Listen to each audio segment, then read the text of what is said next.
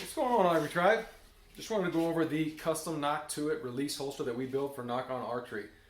Some of the features of it, and then what releases it works for, and then how to adjust it as well. So this thing is pretty darn cool. It'll work for 4 of the Nock on releases. It works for the Nock to It, the Nock to It Mini, the Silverback Plus, and the Silverback Mini. Does not work with the standard Silverback though. So those 4 releases, if you have one of those, you're all set. It's super simple to adjust. It's just by the turn of an Allen screw.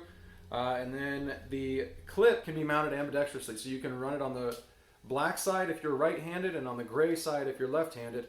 And then it'll mount pretty much anywhere you have a belt that's at least 1.5 inches wide or smaller. So you could run it on your pack belt, the shoulder strap of your hunting pack, your everyday carry belt, whatever. This thing is super versatile. I'll show you real quick how to adjust it for the different releases. Stand by. So it'll come set up for this Nock to It, and then it works pretty well already set for the Silverback Plus as well. You might need a little bit of adjustment, but I've got it set up right now for the Nock to It Mini. So you can see there is an Allen screw here that you're just going to turn, and all that does is it pushes this little paddle in and out depending on which way you're screwing it. And I won't even mess with that right now, but this is right now set for, again, the Mini, and you get, there's kind of a sweet spot in there. It pops out nice and easily and then seats itself nice and easily once you find that sweet spot, so that you can see with a decent amount. I mean, you could shake it out hard and it'll pop out, but it's got a really decent retention level.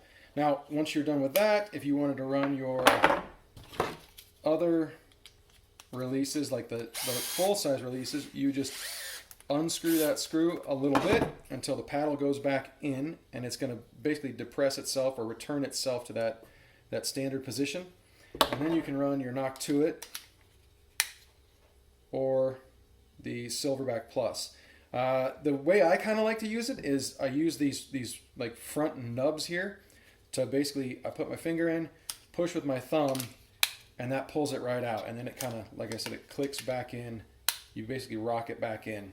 And then same thing with the Silverback Plus. It's got a nice firm click with the large releases, and then you just use that. I know there are some folks that like to use the actual belt clip, and they'll pull it out with their thumb pushing on the belt clip. I'm not such a huge fan. I kind of like to rock it out like that, but and then rock it back in. So yeah, that's pretty well it. Again, it's got a belt clip that's 1.5 inches wide. So you can run it on whatever everyday carry belt, a rigger's belt, whatever. It's got a pretty decent gap in there too, so that when you are running it on a rigger's belt, one of the big thick nylons or some sort of like a big leather belt, you can run it because this gap is so big.